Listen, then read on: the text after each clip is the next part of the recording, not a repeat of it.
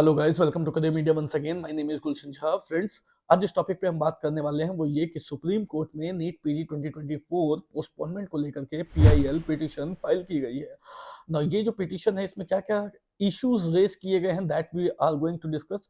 साथ में इसकी हियरिंग कितने बजे तक होगी, कोर्ट केस की सुनवाई कितने बजे होगी और इस कोर्ट केस में कितना दम है, सुप्रीम कोर्ट का ऑर्डर किस फेवर में रह सकता है, that also actually we will try to analyse, सोचने की कोशिश करेंगे। तो चलिए स्टार्ट करते हैं वीडियो को। इस तरीके की बाकी अपडेट्स के लिए आप चैनल को सब्सक्राइब कर लें। At the same time Telegram group की लिंक डिस्क्रिप्शन बॉक्स में दी गई है। अगर आप काउंसलिंग रिलेटेड इंफॉर्मेशन भी लेना चाहते हैं करियर मीडिया से तो काउंसलिंग की फॉर्म डिस्क्रिप्शन बॉक्स में दी गई है, आप उसे फिल करके सबमिट कर सकते हैं ना। आते हैं टॉपिक पे। सुप्रीम कोर्ट में पीआईएल फाइल की गई है ना। ये जो पीआईएल है इसका बेसिक मोटो ये है कि नीट पीजी 2024 एग्जाम को पोस्टपोन किया जाए। इसके पीछे जो बेसिक इश्यूज रेज किए गए हैं वो दो तरीके के इश्यूज रेज किए गए हैं। फर्स्ट इशू जो है वो NEET PG 2024 test centre allocation mismanagement को लेकर के है, जिसमें कि दो बातें उठती है। ए कि जो एग्जाम सेंटर पहले अलोकेट किए गए वो बहुत दूर किए गए नेटिव स्टेट से, और ऐसे कंडीशंस में, ऐसे सिचुएशंस में वहां पहुंचना एक तो पॉसिबल नहीं है। बी कि अब जब रीएलोकेशन की प्रोसेस की जा रही है नेटिव स्टेट में, वापस से जिन स्टूडेंट्स का सेंटर दूर पड़ गया था उनको वापस से उनके नेटिव स्टेट में रीएलोकेट की जा रही है, तो ये इतना ज्यादा डिले हो चुका है। ये लास्ट मोमेंट पे की जा रही है when exam is on 11th of अगस्त। 8 तक अभी रीएलोकेशन ही हो रही है। तो ऐसे में स्टूडेंट्स जो वहां पहुंच चुके हैं वो उनका क्या होगा, क्या वो वापस से अपने नेटिव स्टेट में अगर आएंगे तो क्या वो आ पाएंगे, या एक जगह से दूसरी जगह जो रीएलोकेशन हो रही है वो लास्ट मोमेंट पे हो रही है, तो it is not possible for the student to handle all this कि ऐसे में एक जगह से दूसरी जगह दोबारा से जाना। सो ये चीजें हैं। और जो दूसरी टॉपिक है जो इसमें डिस्कस की गई है वो ये है कि normalization of marks between two batches. जब भी मल्टीपल शिफ्ट में जो हमारी एग्जाम है नीट पीजी की वो दो शिफ्ट में एग्जाम होने वाली है, ऑब्वियसली जो डिफिकल्टी लेवल होगी एग्जाम की वो डिफरेंट होगी। तो इस वजह से जो मार्क्स इवेल्युएट किए जाएंगे स्टूडेंट्स के, उसको उस पे नॉर्मलाइजेशन प्रोसेस को अप्लाई किया जाएगा, नॉर्मलाइजेशन मेथड को अप्लाई किया जाएगा। तो ये जो नॉर्मलाइजेशन मेथड है ये अनफेयर है और ये इवेल्युएशन का जो तरीका है ये सही नहीं है। इस वजह ये ट्रांसपेरेंट नहीं है। ये कहीं ना कहीं will put the students at disadvantage, ये मेंशन की गई है। ये दूसरी इशू है, दूसरी कंसर्न है जिसे पीआईएल में रेज किया गया कि ये normalization method should not be implemented from this year, और ये जो क्योंकि ये ट्रांसपेरेंट नहीं है और ये अनफेयर है। नाउ ये तो हुई कि केस में क्या क्या मुद्दे रेज किए गए हैं, क्या क्या इश्यूज रेज किए गए हैं। अब अगर हम ये देख लें कि इस केस में आखिर दम कितना है, तो सबसे पहले on the grounds of normalization process के बारे में बात करें कि नॉर्मलाइजेशन प्रोसेस को लेकर के सुप्रीम कोर्ट का मानना अभी तक क्या रहा है। तो देयर आर मैनी इंस्टेंसेस जब सुप्रीम कोर्ट नॉर्मलाइजेशन को फेवर करती, many means most of the circumstances में, मोस्ट ऑफ द केसेस में सुप्रीम कोर्ट नॉर्मलाइजेशन को फेवर करती है, वो उसके अगेंस्ट नहीं जाती है। सुप्रीम कोर्ट या हाई कोर्ट जब नॉर्मलाइजेशन प्रोसेस को इस वजह से फेवर करती है क्योंकि ये जो प्रोसेस है ये इंडियन बहुत सारे एग्जाम्स के लिए एक्सेप्टेड है, वेल एक्सेप्टेड प्रोसेस है इंडियन एग्जाम्स के भी और ग्लोबली भी एक्सेप्टेड। ये जो है ये ग्लोबली एक्सेप्टेड भी प्रोसेस है। अगर आप इंडियन एग्जाम्स में देखोगे तो JEE means gate, CAT cat, RRB और SSC एग्जाम्स में भी इनका इंप्लीमेंटेशन होता है। ग्लोबली अगर आप देखोगे तो GRE एग्जाम या GMAT, SAT जो यूएस की एग्जाम है, इन सब में भी नॉर्मलाइजेशन मेथड को, प्रोसेस को यूज किया जाता है, इंप्लीमेंटेड है। सो ये इंडियन एक्सेप्टेड तो है ही, साथ में ये ग्लोबली एक्सेप्टेड भी है। और इस वजह से इसके अलावा बहुत सारे ऐसे केसेस हुए हैं जिसमें सुप्रीम कोर्ट या हाई कोर्ट ने खुद नॉर्मलाइजेशन प्रोसेस को यूटिलाइज करके, यूज करके मार्क्स इवेल्युएट करने का डिसीजन दिया है।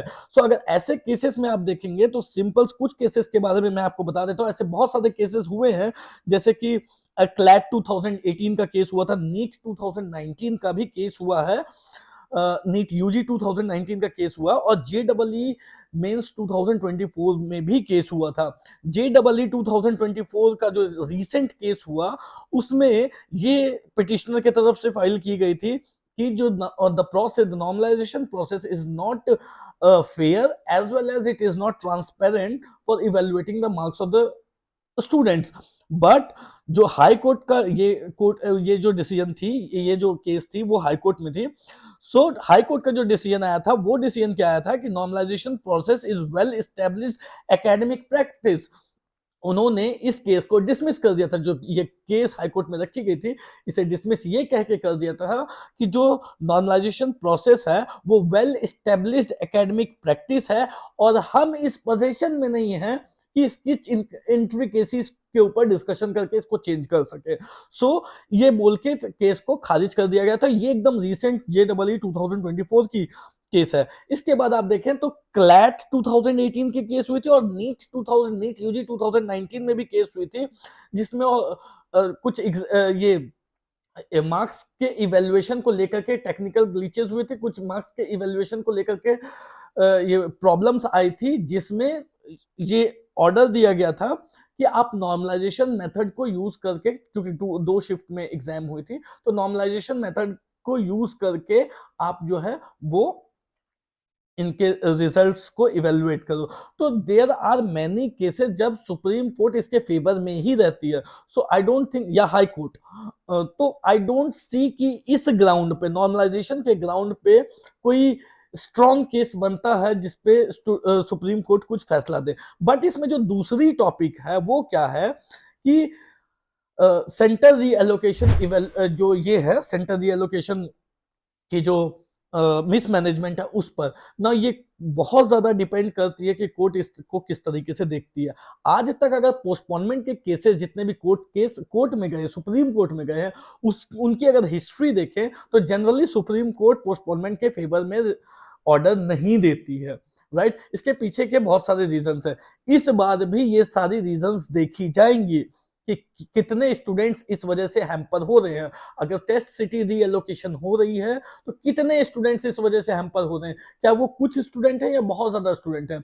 ये डिपेंड करेगा कि कितने सारे कंप्लेंट्स, ग्रीवियंसेस आए हैं गए हैं गवर्नमेंट के पास में। वो ग्रीवियंसेस अगर 10,000, 5,000 या 15,000 होते हैं या 20,000 भी होते हैं तो वो बहुत ज्यादा इम्पैक्ट केस में नहीं डालेंगे, क्योंकि 2,28,000 स्टूडेंट है, उसमें अगर 20,000 ग्रीवियंसेस आ भी जाते हैं ना, तो भी 2 लाख स्टूडेंट ऐसे होंगे जिनको गवर्नमेंट ये मानेगी, ये कोर्ट ये मान के चलेगी कि इनको कोई प्रॉब्लम नहीं है, इनको अपने स्टेट में एलोकेशन हुई है, इनकी सेंटर एलोकेशन इनके स्टेट में हुई है।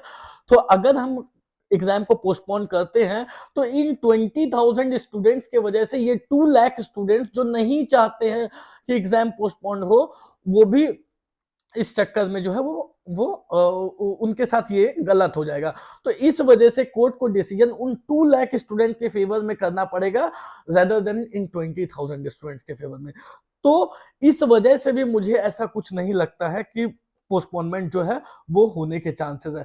बट 2 to 5% चांसेस जरूर मान के चल सकते हैं कि सुप्रीम कोर्ट ये जरूर देख सकती है कि ऐसे समय में जब सभी जगह फ्लड्स आए हुए हैं, प्रॉब्लम्स हर एक जगह पे है, आना जाना बंद है, रेलवे टिकट्स अवेलेबल नहीं है, जो ये एयरवेज की टिकट है वो अवेलेबल नहीं है, तो ऐसे केसेस में कहीं ना कहीं एक गुंजाइश जरूर सुप्रीम कोर्ट को दिख सकती है कि ऐसे केस में स्टूडेंट्स अगर जो खुद उनकी सेंटर अगर अपने ही स्टेट में रीएलोकेट हुई है तब भी वो जाकर के कैसे ये चीजें कर पाएंगे, ये कहीं ना कहीं हो सकता है सुप्रीम कोर्ट को दिख जाए तो एक अलग बात है। But most of the chance यही है कि मुझे नहीं लगता है कि नीट पीजी पोस्टपोन हो पाएगी ना। ये जो कोर्ट केस है, ये कोर्ट केस कितने बजे है वो मैं आपको बता देता हूँ। ये कोर्ट केस का डायरी नंबर 35578/2024 है, और जो इनकी टाइमिंग रखी गई है वो पोस्ट लंच रखी गई है, दैट इज कि 2 बजे के बाद, 2, ढाई बजे, 3 बजे के आसपास ये कोर्ट केस जो है वो इनकी हियरिंग होंगी। That's all for today guys, thank you so much. कोई भी डाउट हो, क्वेरी हो तो दिए गए नंबर पर कॉल कर सकते हैं। Thank you so much.